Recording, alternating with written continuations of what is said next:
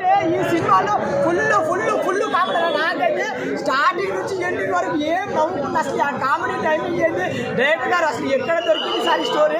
సినిమాకి స్టోరీ ఉండదు కానీ అలా సాగుతూ ఉంటుంది. ఆ కామెడీ టైమింగ్ ఫట్టా పంచులు పడతా అంటే అమ్మ ఇదిరా సినిమా అనిపించింది. మెయిన్గా మన కిరణ్ చెప్పినట్టు ఎన్ని రోజుల తర్వాత చాలా రోజుల తర్వాత ఫ్యామిలీ ఆడియన్స్ కడుపు నమ్ముకుంటారు.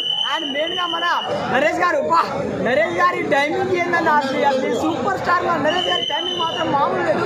సెకండ్ హాఫ్లో స్టార్ట్ అవుతుందన్న సినిమా అలా ఎక్కడికి వెళ్ళిపోతాను. చాలా బాగున్నాడు.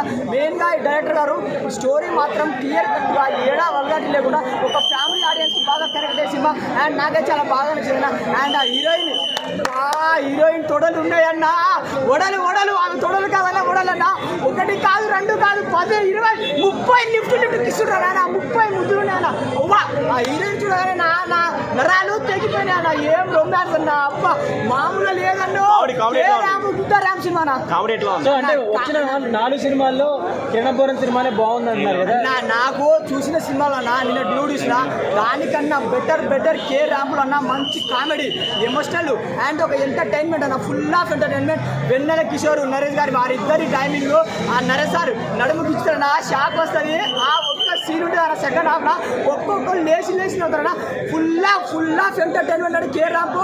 హీరోయిన్ మీ తొడలు కాదండి ఆ వడలు, మిమ్మల్ని చూసి నేను షాక్ అయినా.